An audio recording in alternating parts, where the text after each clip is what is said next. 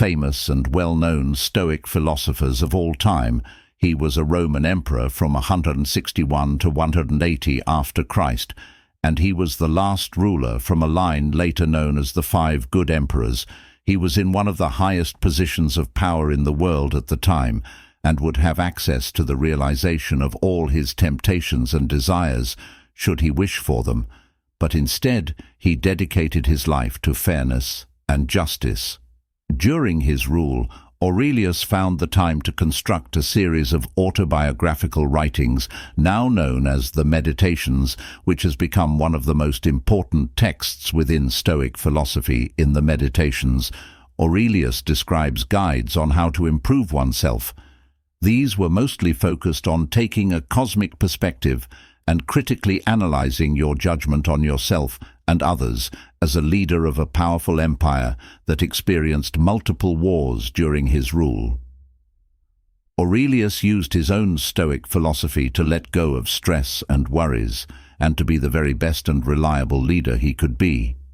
Stoicism is an ancient and incredibly famous philosophy that, aside from a theory, is also a truly inspiring way of thinking and living. The Stoics strongly believed that doing the right thing was the key to individual happiness, and that in order to do the right thing, sound judgment and clear, rational thinking was necessary.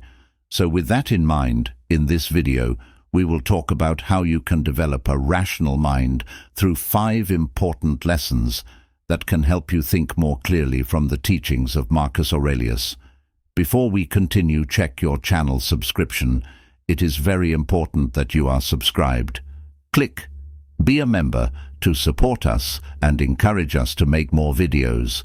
Train your perception. Lesson 1. Train your perception. Marcus Aurelius says, "Choose not to be harmed, and you won't feel harmed. Don't feel harmed." And you haven't been. One of the greatest lessons of Stoicism is to take control of your perception. We're used to judging everything we come across, any event we experience, any people we meet, SES. We see all of them, get a value judgment. Something was either bad, good, boring, fun, beautiful, ugly, etc. This is, unbeknownst to us, a very exhausting practice, and also one that might affect our lives for the worse. For example, judging every interaction you have on a particularly hard day as awful gives the day itself an even more negative view. If you label a party you went to as boring, that is all it will be, that one boring part of your week. We often let our initial judgments of things be influenced by our emotions, which means that they are most likely not entirely rational. Furthermore, our tendency to judge every moment of our lives goes hand in hand with a tendency to talk in metaphors and hyperboles that make things seem worse if you get dumped by your partner.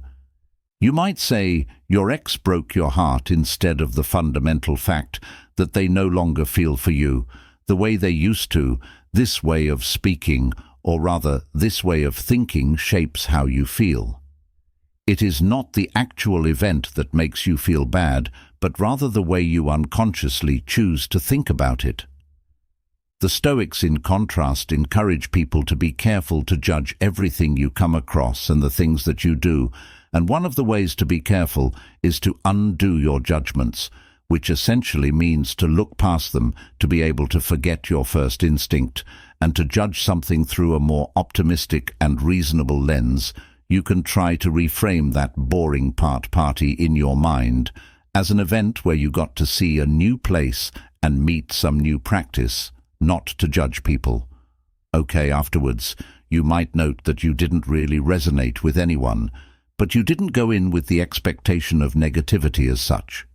Practicing not to judge everything based on your first instinct and emotion is the very best way to start training your perception on life. Whenever you think about anything in an opinionated way, try to ask yourself, is this rational? What have I based my opinion on? Is there a better or more positive way to interpret this? Marcus Aurelius stressed that harms can only be if you consider them as harms. This means that any hard experience you went through seems harder and worse. the harder and worse you consider it to be. As such, you have complete control over how much certain situations affect you. The Stoics also encourage you to see every bad thing that happens as an opportunity or source for good, as an exercise of training your perspective in a Stoic way. There is a challenge called turning the obstacle upside down when a new co-worker is a slow learner and their mistakes affect the company's profits. You might feel frustration. This co-worker is an obstacle to what you are trying to achieve. Effectiveness, efficiency, and profit. However, this situation can also be an opportunity for good. It is an opportunity for you to exercise and practice patience, to become a better teacher, to learn how to integrate new people into the company and how to handle stressful times. All of these are skills that will also be useful later and should also help you increase profits in the long run. As well, on this subject, Marcus Aurelius famously said, "The impediment to action advances action. What stands in the way becomes the way."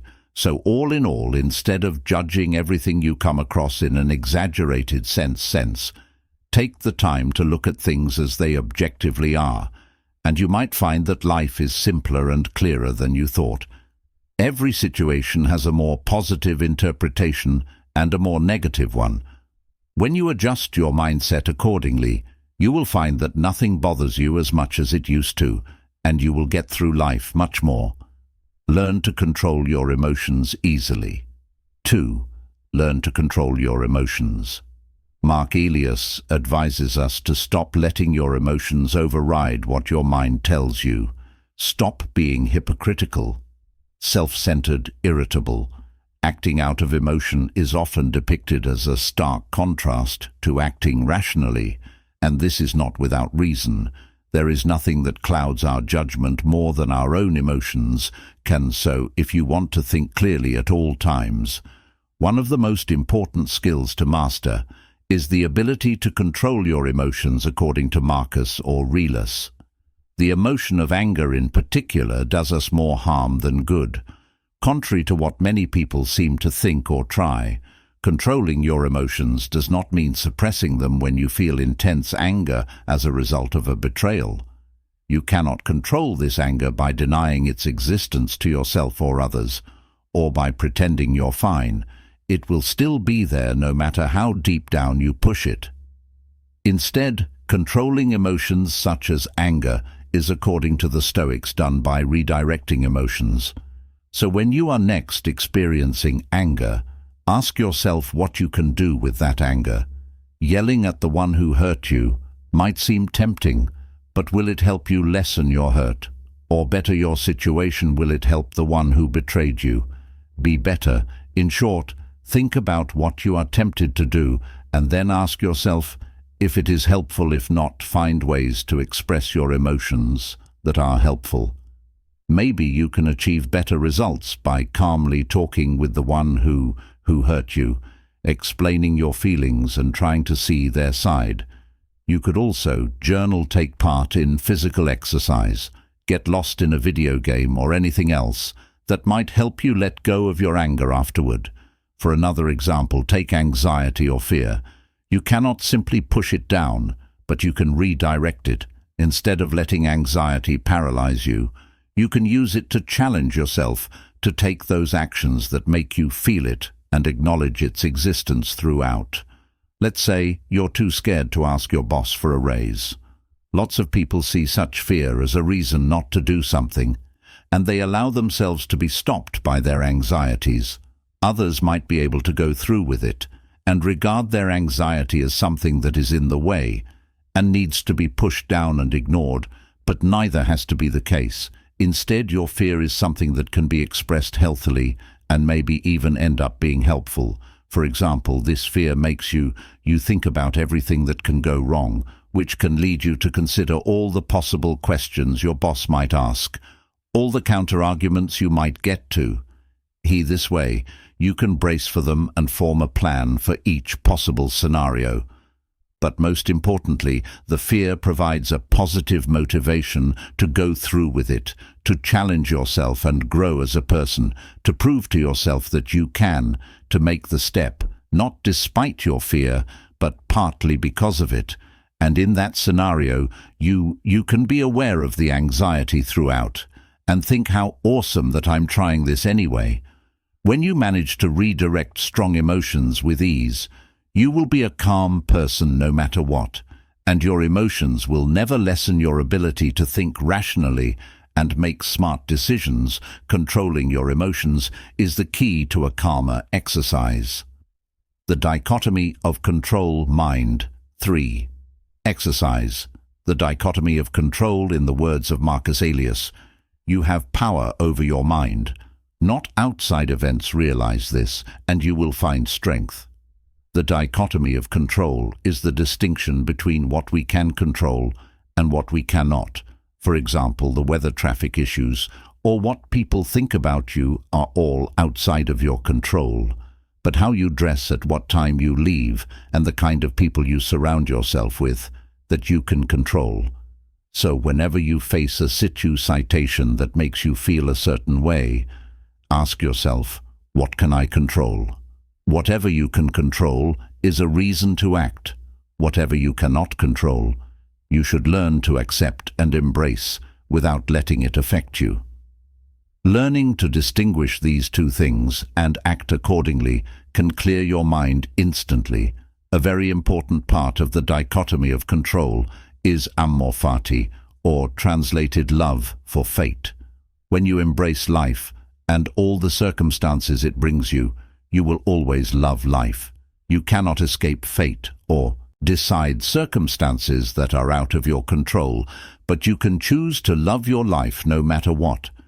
If you find that you are rejected for a job you have wanted for years, you might think there is no redemption in such a situation.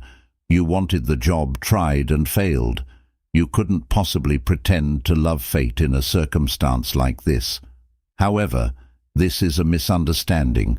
Instead of viewing the fact you didn't fulfill your ambition purely as a negative, investigate what led to the negative result and use it to make a positive move. Either the reason you didn't get the job was a failure on your part, in which case this is something you can control. You can work on those failings and try again when a similar opportunity appears in the future, or the reason was an external factor, like nepotism or a personality clash with a member of the hiring staff. This was never in your control, meaning the opportunity never truly existed, and there's no point getting upset over something that has never existed. One part of accepting fate is distancing yourself from a fixed outcome and from external markers of success. If you want to be a writer, for example, and measure your success by the amount of sales your book makes, then you will let your success be controlled by the arbitrary book market of the time.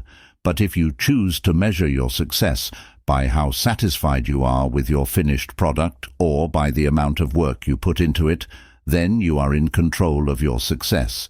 So by all means make sure to do everything in power to try and achieve your goals, but never forget that you might not achieve them, and accept this possibility in advance.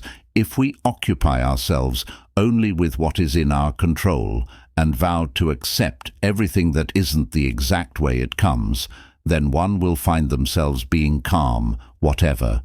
Embrace the virtues happens. 4. Embrace the virtues.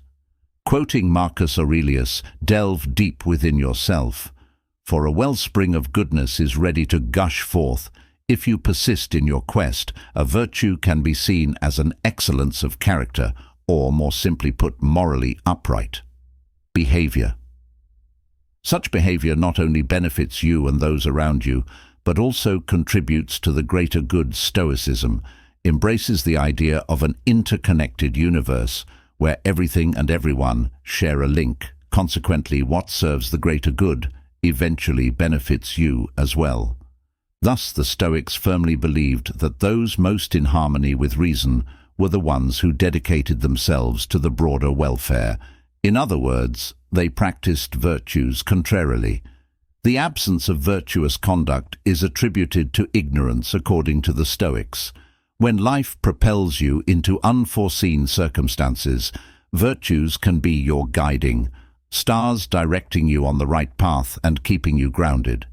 This is why individuals most enriched with virtue vias often emanate tranquility and composure to embody virtuous qualities. One must internalize the four cardinal virtues of Stoicism: wisdom, justice, temperance, and courage. In the Stoic perspective, wisdom is the ability to distinguish between good, bad, neutral, and everything in between. It entails transcending the sway of emotions, allowing reason to govern what is morally just confronted with a dilemma. Wisdom empowers you to analyze both options with a clear mind. Next comes justice. Wisdom is the foundation of justice, entailing a commitment to what is right and equitable for both oneself and others. The Stoics regarded it as a duty towards oneself, fellow humans, and society as a whole. Courage, the third virtue, enables action, even in the face of personal fear. It propels you to act for the greater good or undertake tasks. Despite uncertainty about the outcome, courage doesn't entail the eradication of fear, desire, or anxiety, but rather the conscious decision to proceed, surmounting emotional barriers. Lastly, temperance, also known as moderation. Temperance signifies maintaining a balanced path between extremes. It's about exercising self-control, restraint, and discipline. Marcus Aurelius highlighted the human trait of self-regulation, setting us apart from animals. Temperance prioritizes long-term well-being over fleeting gratification. Consider a mundane example. A bag of chips indulging in the entire bag might bring momentary pleasure, yet it jeopardizes health and even mood. Here, exercising temperance means pausing after a few bites.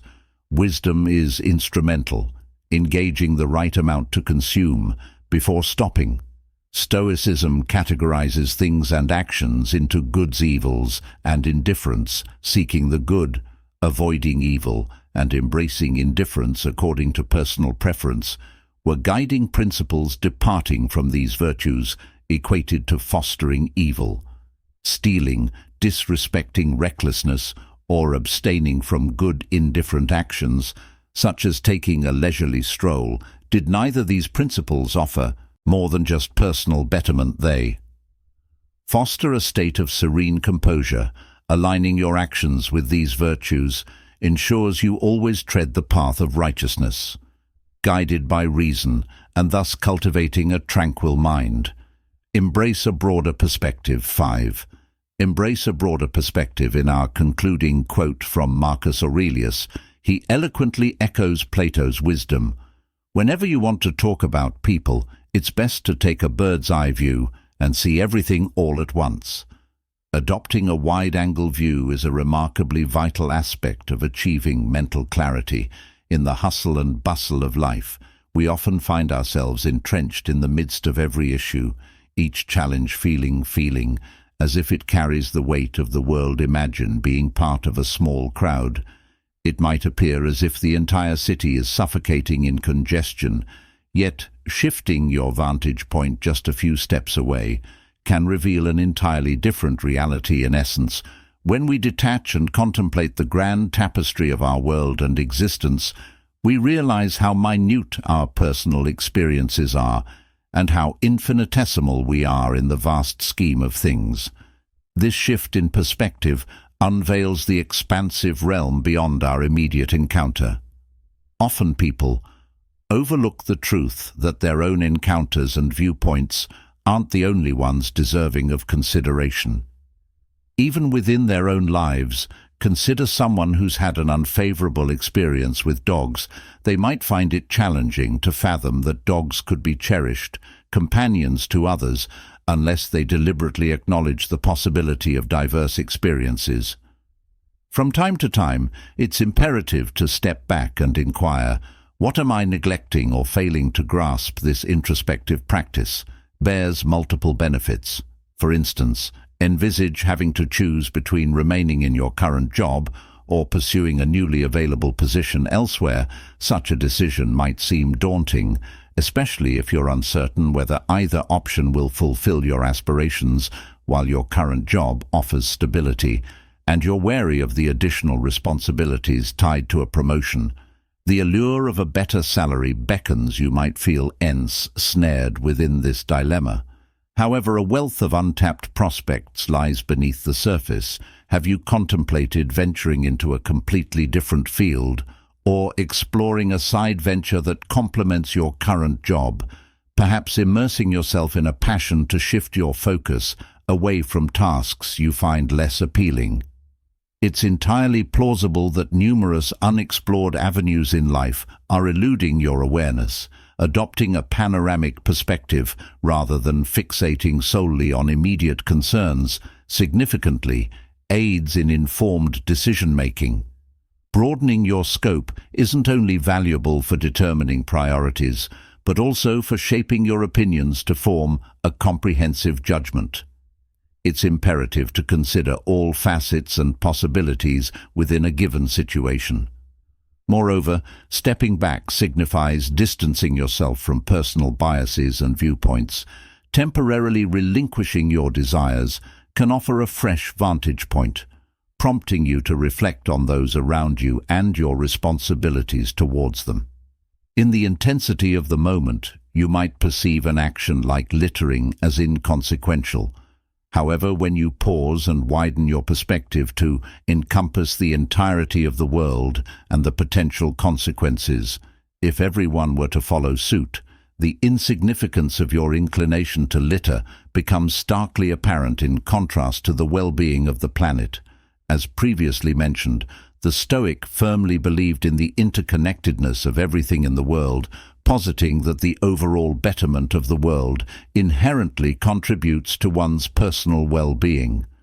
Hence, taking a step back to embrace a global viewpoint, rather than solely focusing on your own life, holds immense significance. Confronted with a decision, adversity, challenge, or life-altering change, you have the capacity to pose introspective queries, whether in the heat of the moment or later on, perhaps while strolling outdoors or during a reflective journaling session, an activity that Marcus Aurelius particularly advocated. These questions allow you to delve deeper into your thoughts and music actions.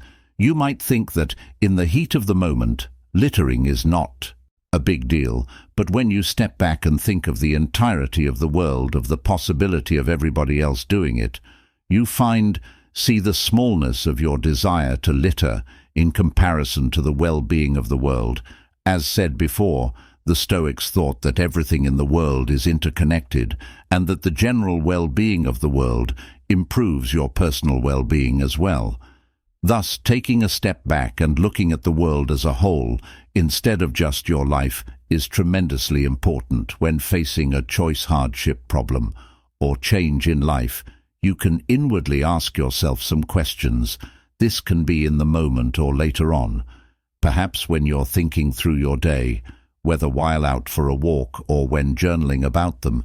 Something Aurelius was a particular fan of. The most common questions to ask yourself are: what could the long-term effects of my choice action be? How could someone else's perspective on this differ from mine? Do I know somebody in a similar situation or with similar goals to mine that could help? Does my choice action affect my well-being? Does it affect the well-being of those around me? Are there any choices I have not considered yet? Taking the time to consider all aspects of the world helps yourself in the way that it helps you understand your actions, thoughts, life, and choices more clearly, and it helps yourself in the way that it allows you to help the world. When you consider the whole picture, you will always have an overseeing view that leaves you free from unnecessary restraint, bias, or doubt.